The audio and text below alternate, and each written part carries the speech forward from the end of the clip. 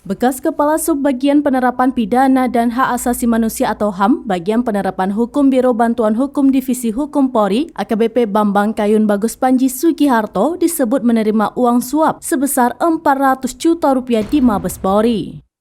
Jaksa KPK menyampaikan uang ratusan juta yang diterima AKBP Bambang Kayun itu diduga untuk membantu mengondisikan perkara yang menjerat kedua tersangka, Emilia Said dan Herwansyah yang sedang ditangani Barreskrim Polri.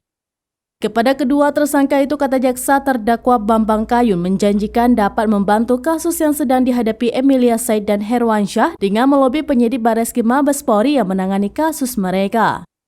AKBP Bambang Kayun diduga mengarahkan Emilia Said dan Herwansyah mengajukan surat perlindungan hukum kepada Divisi Hukum Mabes Polri. Setelah itu, berdasarkan surat dakwaan jaksa KPK, Emilia Said kemudian meminta orang kepercayaannya bernama Farhan untuk menemui Herwansyah.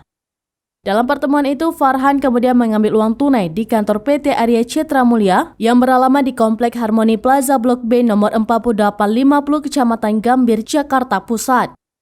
Setelah mendapatkan uang tersebut, Farhan kemudian pergi ke Mabes Polri yang beralamat di Jalan Trunojoyo nomor 3, Jakarta Selatan. Di sana, Farhan menemui AKBP Bambang Kayun untuk menyerahkan uang senilai 400 juta rupiah sebagaimana pesanan Emilia Said. Kemudian uang tersebut dihitung oleh terdakwa di hadapan Farhan lalu disimpan di bawah meja kerja terdakwa. Jaksa KPK mengatakan uang ratusan juta rupiah itu diberikan untuk pengurusan surat perlindungan hukum.